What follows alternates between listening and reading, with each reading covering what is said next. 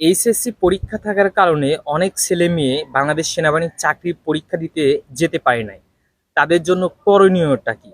আজকের ভিডিওটা আমি বলে দেবো। আজকের ভিডিওটা ভালো লাগলে অবশ্যই ইউটিউব চ্যানেলটা সাবস্ক্রাইব করে রাখবেন। এখানে বাংলাদেশ সেনাবাহিনী, নৌবাহিনী, বিমান বাহিনী চাকরি কিভাবে পাবেন এবং সঠিক তথ্য পেতে হলে এই ইউটিউব চ্যানেলটা সাবস্ক্রাইব করে রাখবেন। যারা এইচএসসির পরীক্ষার কারণে বাংলাদেশ সেনাবাহিনীর চাকরি পরীক্ষা দিতে যেতে পারো নাই, যদি তোমাদের পরের দিন যদি কোনো মাঠ থাকে, কোনো জেলার যদি মাঠ থাকে, ওই মাঠের দিন তোমরা অ্যাডমিট কার্ডটা নিয়ে বাংলাদেশ সেনাবাহিনীর মাঠে চলে যাবা। যদি তোমাকে ওই অ্যাডমিট কার্ড সহজে তোমাকে ঢুকতে না দেয়, তখন তুমি তাদেরকে বলবা যে স্যার আমার এরকম এইচএসসি পরীক্ষা ছিল, এইচএসসি পরীক্ষা থাকার কারণে আমি, স্যার আমার পরীক্ষা যে সময়টা ছিল, যে দিনটা ছিল, ওই দিনটাতে আমি উপস্থিত হতে পারি নাই। এইভাবে তাদেরকে বোঝায় বললে, এবং পরীক্ষার যে অ্যাডমিট কার্ড, এইচএসসি যে অ্যাডমিট কার্ডটা আছে ওইটা সঙ্গে করে নিয়ে যাবেন।